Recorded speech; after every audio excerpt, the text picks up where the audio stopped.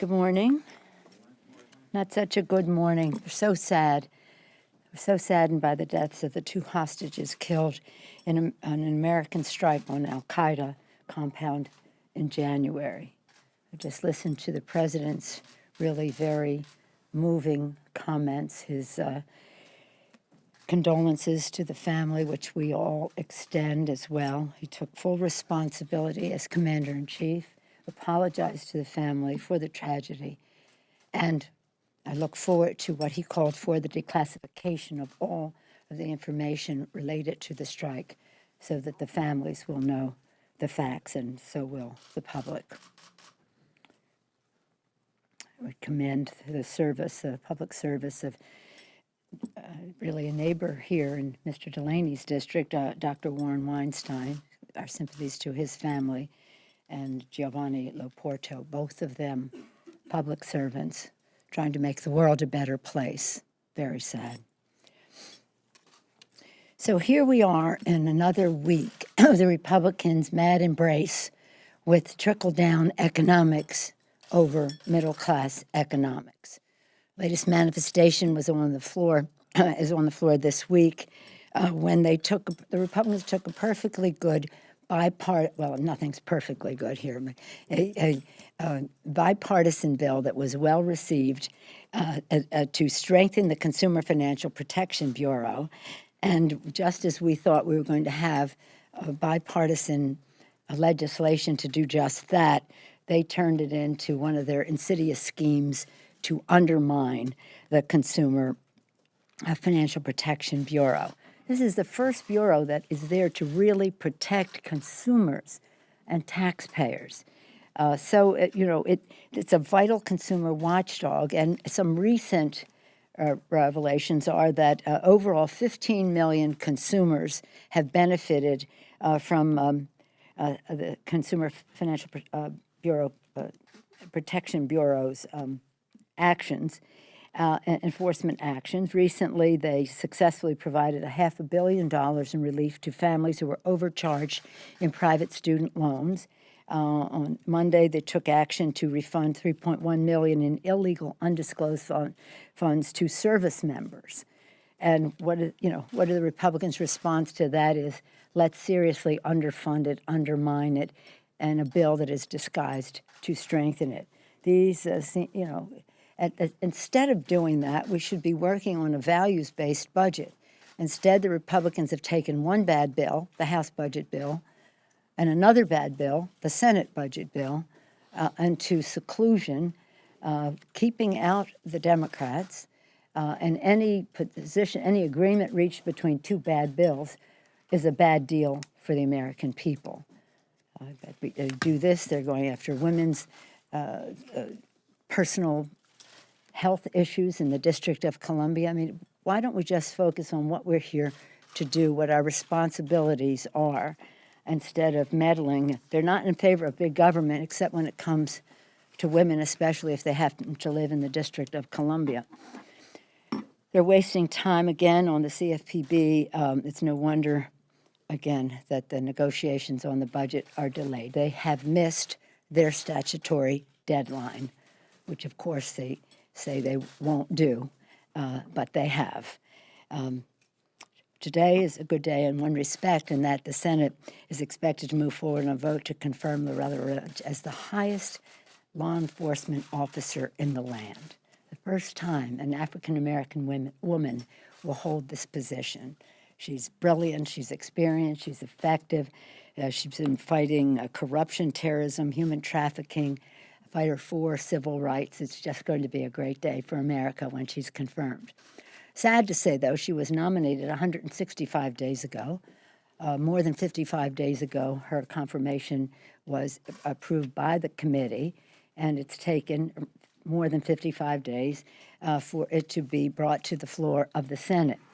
Now, since Thornburg, it's been like under 10 days if you add all of the attorneys general in that period of time together. It's more than all 7 of them combined to approve her nomination. But at long last, this embarrassment for the Senate is over, and this triumph for the American people will occur. In a matter of hours, when it happens, we'll celebrate. I just wanted to make a mention about trade. We really think that the opportunity with the TPP is one where we can leapfrog over past debates about trade and do something glorious, do something where people come together to honor the principles for labor that are contained in the ILO, the International Labor Organization, that recognizing that commerce is directly related to our environment and to address those issues, to make sure that in conflict resolution that the American taxpayer and worker is protected, to speak to the issue of currency manipulation, which has had an impact on a negative impact on job loss in our country, and to do so in a way that puts the past behind us, to say that was business as usual. We're leapfrogging over that to do something quite special, and I still believe that opportunity can be achieved. I said I'm looking for a path to yes. We recognize there will be bumps in that road, that path. I think what the Republicans put out, what the Senate plus Ryan put out, is not a bump in the road. It's more like a pothole, and we can do better than that. And that's why I support what Congressman Levin, who's striving so hard to get to a yes on this, the proposal that he put forth. Unfortunately, the Republicans may not allow it to come up in the Ways and Means Committee. They say it has not been, the jurisdiction of the Rules Committee has not been waived on it, but yet they waived the jurisdiction on the Senate plus Ryan bill. They said they waived jurisdiction on that, but they won't waive jurisdiction on the House Democratic proposal put forth by Mr. Levin. So that's unfair. That doesn't seem like a good intention of trying to find a way to come together. But as I have said, the real measure of all of this is what does it do to the paycheck of America's workers? I think what Mr. Levin puts forth is that he recognizes that TPP has the potential to raise standards and open new markets to U.S. businesses, workers, and farmers, and he makes positive suggestions on how to do so. That's why I support the Levin substitute and hope that in the course of the debate on the Trade Promotion Act, that they will say, no, we should have some more congressional consideration, congressional transparency, congressional consultation, more leverage for the Congress in that bill. I also want to put to rest some things I've seen in the press lately that Democrats voted for fast track for President Clinton, fast track for President, but that really didn't happen. The fast track vote in the late 90s, and I'm talking about post NAFTA in 1999, a bill was brought to the floor, and only 29 Democrats voted aye for fast track, 1999, and the bill failed. And President Clinton did not get fast track. In 2001, under President Bush, 21 Democrats voted for fast track. That bill prevailed with the Republican votes. But although a majority of the Republicans, it was tie. It was 215 to 214. The Republicans were equally divided. And then with President Bush, the May 10th is what we gave him, which was said, you can consider these bills in the Congress on a fast track if you abide by the May 10th agreement, which we worked with the administration on, that honored the ILO principles. It's a whole list of standards that had to be met that related to freedom of association, rights of collective bargaining, those kinds of issues, as well as issues that relate to endangered species, Montreal Protocol, other environmental issues that were contained in that. So I wanted just to say, we've always had a kind of a lively debate on this subject, on the substance, regardless of who was president of the United States. There's not a question, oh, well, they were able Democrats stuck with President Clinton, but they didn't stick with President Obama. That is simply not the case. Subjecting whatever is put forth to the scrutiny of what does this do to the paycheck of American workers. Is this, and this is the debate we're having, is what is being put forth better than the status quo? In some cases, yes, in some cases, no. But weighing all of those equities, what does it come down to for increasing the paycheck of American workers? That's what we're dedicated to. That's what Mr. Levin is committed to. And he is, he is just so eager for us to come to yes on this, as am I. And we're just not going to give up because we think it would be a missed opportunity not to be able to say we're concerned about the safety of food coming into our country. Maybe this bill can improve things because the status quo is not good. But in some cases where the bill validates the status quo, that's not viewed in a positive way because that's viewed as a setback. With that, I'd be pleased to take any questions. Yes? If the Levin Amendment is rejected, how will you vote on this bill? Well, I'm not giving up just it's rejected. We're going to fight to see if we can get some of those considerations into the bill. If they have 218 Republican votes, I don't think they'll pay too much attention to many of our concerns. I don't know that they have that. Madam Leader, obviously President Obama is in support of this Wyden-Ryan bill. Right. Have you spoken with him about it? And it's kind of an interesting place for you to be, lobbying against something the president supports. I'm not lobbying against anything. I'm lobbying for a positive trade promotion and a positive bill. Now, it's a chicken and egg.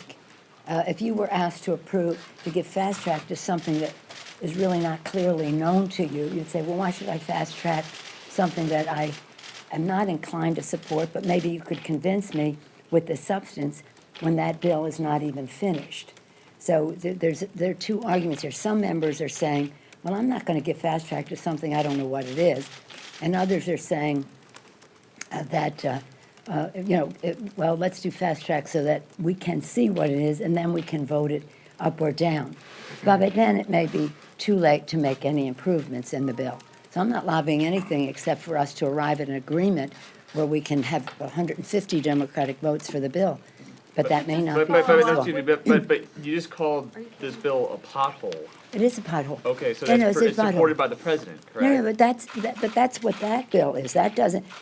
It's a bicameral legislature. The Senate, excluding our House Democratic member, who could have helped improve that bill, but clearly they decided they may have had the votes in that little circle of the Senate plus Ryan. And so I don't subscribe to that. I think that does not, in asserting the prerogatives of Congress on trade, where we have a strong prerogative, that bill surrenders much of our prerogative. So let's see how we can improve that bill. Let's not just argue yes or no on the bill. Let's say that's something on the table. Sandy has something else on the table. If they have 218 votes, they don't have to care about that. But I do think we can do much better than that bill, and that's no secret. I'm not telling you how I'm voting on anything because we don't have anything to vote on yet. Are you comfortable opposing the president? I'm not opposing the president. I think the president wants what we want, which is a TPP, and I think believe this so strongly about this president. I don't want to make any comparisons or contrast to other presidents, but he believes in all that we want. That's why it's important that the trade agreements are part of the bill and not a sidebar as they've been in other agreements. That's why the environmental concerns are part of the bill and not a sidebar. I appreciate that. But what is the opportunity that we have? And why can't we take this to a higher place where we understand what trade is about? But as a Californian, I would have concerns about any conflict resolution that says a tribunal will make decisions as to whether our environmental laws in California prevent a company from making a profit and therefore that's a strike against our environmental standards in California. I mean, there are lots of specifics in this bill that deal directly to our own states and the differences that we have among them in relationship to the environment and other subjects, whether it's consumer protections, whatever it happens to be. So this is not a fast-track thing. This is a very big deal. And it's a tremendous opportunity, and I'd hate to see it be a missed opportunity to do something real. We all know, I grew up in Baltimore, a city built on clipper ships and trade, and represent San Francisco with the same kind of heritage in terms of being open to trade and to the world. President Kennedy had made us a party of free trade, the Democratic Party, but it has to be fair trade in terms of what it means to our workers. And so this isn't about who the president of this or that. This is about the substance and how it affects America's workers. And one of the things that has prevented us from having the full recovery in our economy has been that the paychecks of middle-income Americans has not increased. The stagnation of wages, the disparity of income, but mostly the stagnation of wages. So we want a trade agreement that grows our paychecks, but does not hinder that growth. And I think we have an opportunity to do it. And if they don't have 218, we have a further opportunity to say where are some areas that we can come together to ensure that while we have trade, which most people think is an exchange of you buy this from me, I buy this for you, but it's about investment, it's about insurance, it's about a lot of other things. And we don't want some of those other issues to undermine the opportunity for American workers, as sometimes people believe our trade agreements have done. Madam Leader, besides conflict resolution, which you mentioned, are there other specific provisions that you believe must be in this bill? For instance, currency manipulation to get enough support let me to say you this. and the caucus, yeah. Let me say this. I have tried to have this be as thoughtful and as drilled down a process where people really knew what they were talking about, and not just fighting old wars or whatever. And we just don't know everything yet that is in the bill, because some of it that is in the final product of the TPP, forgetting this first part of it was we'll call it fast track to keep the names clear. And so the concerns that our members have, relate to, as I mentioned earlier, and as you asked, currency manipulation. There are people who think that more than 1 million, maybe as much as 5 million jobs have been lost because of currency manipulation from other countries, more than subsidizing their products directly, but by subsidizing through currency manipulation. So that's one thing. Another is conflict resolution. That is a very big concern, and there's some unresolved cases, or those that have been resolved have not given people reason to be encouraged. This is not a new subject, as you know, as you probably know. In our U.S.-Australia deal, conflict resolution was taken out of the bill. Issues that relate to the environment, food safety, agriculture, market access in those regards, in terms of access, are not resolved yet in terms of some big countries, issues like food safety and workers' rights in a country like Vietnam. So there are different things. One, we'll do more on Vietnam next week, but we have addressed most of the issues I just talked to in terms of a first look at where they are now. From the administration, the trade representative is a remarkable trade rep. Michael Froman he's just fabulous, and he's been just boundless in his willingness and to spend time with members to go through this. It doesn't mean they like all the answers he gives. And also, we have had outside, whether it's labor, environmental, just lawyers to talk about conflict resolution and the rest, come in and talk to members. So that they will make a very informed vote that perhaps past trade bills may inform their decision, but we don't want to be fighting past fights. We want to be seeing future opportunities. And so, you know, again, at the end of the day, you weigh the equities. Is this better than the status quo? How much better? Or is it a wasted opportunity? And right now, I'm disappointed in what the 2+1, how can you refer to the Hatch-Wyden-Ryan proposal puts forth? I know that Senator Wyden fought very hard, and the bill is much better because of his leadership and participation. But we'll, you know, we shall see. And I don't think anybody, I think there are many people who are still waiting to see. We'll see what happens in the Senate. We'll see what happens in the committee today.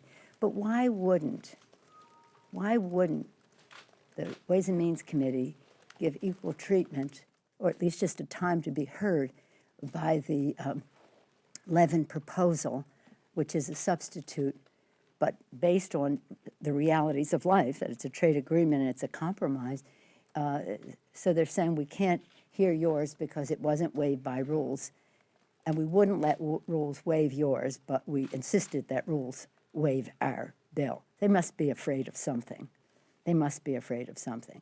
So what my view is, if we just all say no, and they have 218 votes, we have lost an opportunity of probably a lifetime, a generation, a long time to come, to do something special. In my view, those of us who appreciate the value of trade, whose communities benefit greatly from it, but have concerns about issues that relate to climate, which are ignored in all of this, but that's a decision they made. It's not a reason to vote against the bill, but it is a statement of values, that we can, again, be in the forefront of something new and special in terms of trade. We thought May 10th was a breakthrough when we did that with President Bush and said, no, we're not giving you fast track, but we will allow bills to move on a track like that if they meet these standards. And that was great progress. We have to do better than that on this because they were bilateral bills, Colombia, Peru, Panama. This is who knows how many nations, but in the teens already. We'll see if Korea comes in. Yes, Chad? But I guess what we're trying to get at here in some of these questions this Is morning. what my vote's going to be on the No, no, and that's not my question at all. So, but Don't around waste your the time. periphery of this is that if you don't like what the Senate has come out, you don't like the process in the Republican-controlled Ways and Means Right. Committee, then why then would Democrats, when the Democratic president say, we want to do this, wouldn't he be wrong-headed about this and not put this on the Republicans? President is trying to do what we're all trying to do. We all have different roles. We have a congressional responsibility when it comes to trade, and we have a vote on what that is. And people see things from the perspective of their bosses, the people they represent. And the people they represent, in my district, it's a mixed bag because trade is really important to our state of California, and we are on the Pacific, and there's a whole rebalance to the Pacific strategically. I just went to 5 nations and then came home and went to Naval Base San Diego on Monday within about 3 weeks, having been to 6 or 7 installations, post or bases, and understanding the face to the west, which of course California is part of the forefront, the whole West Coast. And so from a standpoint of trade, that's an opportunity for us as well. So again, this isn't about, as I said, President Clinton, we voted no. President Bush, we voted no. And let's just see what it is that we can do to improve this bill. And I don't know why it's such a mystery that everybody wouldn't try to get something better where we have leverage. Where we have leverage. The president is the president. He's there. He signs or not what we send him. We have an opportunity now, when they need 218 votes, to say, this is a possibility. Why can't we just all come together and do this in a way that, again, increases the paychecks of the American worker as we further engage in global trade, but do not have our workers be the losers in a deal that is really perceived by some to have missed an opportunity to improve their lot in the deal. Any other questions on another subject? Because I've said what I'm going to say on this subject. Yeah, The labor I have unions, to take two. Okay. the labor unions provide a huge part of the Democratic coalition. President Obama does not have to worry about running for re-election again. Do your members supporting a fast track, a TPP deal, do they risk losing support of the labor unions in their elections, that ground game they provide? Is that a danger for them? And are members talking about that concern? You talking No, about? they're not talking about that. Yes, sir. When Kayla Mueller was killed earlier this year, the administration said that they would review their policy regarding hostage negotiations. And then today, the Weinstein family just put out a statement saying that the government's support was inconsistent and disappointing over the course of the last 3.5 years. And they called on the government to establish a coordinated and consistent approach to supporting hostages and their families.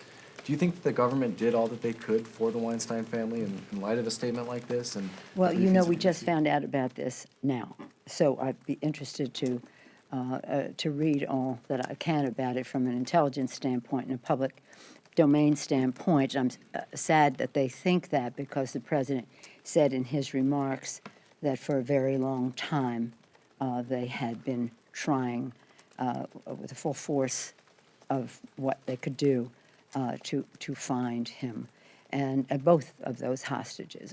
what about in regard to the other hostages that have been killed? Well, they would say it's about all of the hostages, but it is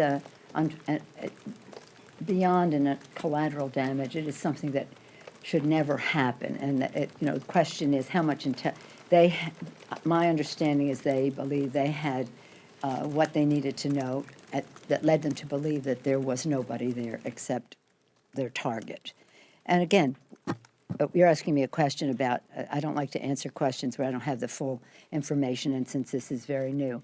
But what we all know is that it's very tragic, that it is so sad that people who want to make the world a better place, idealistic, go there to work in the service of meeting the needs of people, would be taken hostage, and that unfortunately would, more than unfortunately, tragically, would be not only not apprehended and saved, but killed by our own fire.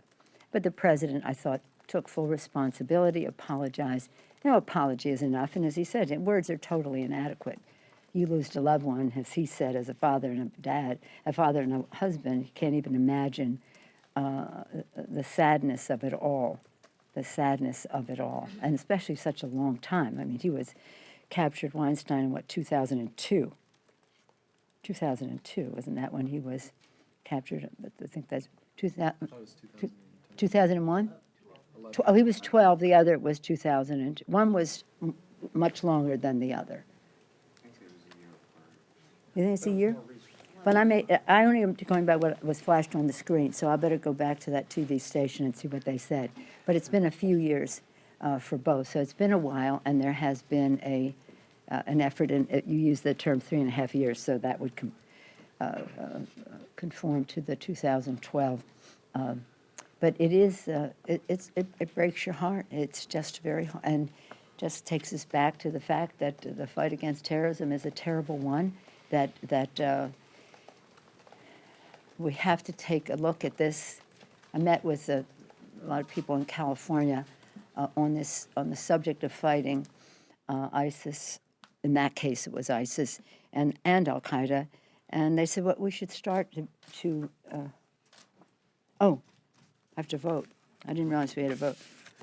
But anyway, the recommendation from these people from the Middle East and Iran and all places like that was we have to start looking at this not as Sunni Shia, but as terrorist and moderate Islam, because that's really the distinction. Because when you look at who Iran is supporting, they're supporting Hamas, they're Sunni. Iranians are Shia. They support Hezbollah, who are Shia. So those who are supporting people whose behavior can be viewed as terrorist, it's not Sunni Shia, it's that fight so much as it is fundamentalist terrorism versus believers of Islam and the Quran, a message of peace, reconciliation, and though that's really what the division is more. So it's a terrible situation that when we have to use all the intellectual resources available to us to fight it. It's a big issue in terms of social media because the terrorists have really, I don't want to say mastered it, but they've, to a certain extent, they have mastered the social media. Their propaganda is something to be reckoned with, and we have to deal with this in a way that is commensurate with the threat and proportionate to the risk that it is to the American people and our national security. So it's a tragic, terrible, terrible day. There's no way to say anything less than our thoughts and prayers are with the families. Their sacrifice is a big one. The idealism of their family members will always be remembered, and that will be part of their legacy. And part of their legacy is for us to do better when it comes to fighting the fight and not losing the lives of those who are there in hostage situations. Thank you all very much. Thank you. Thank you.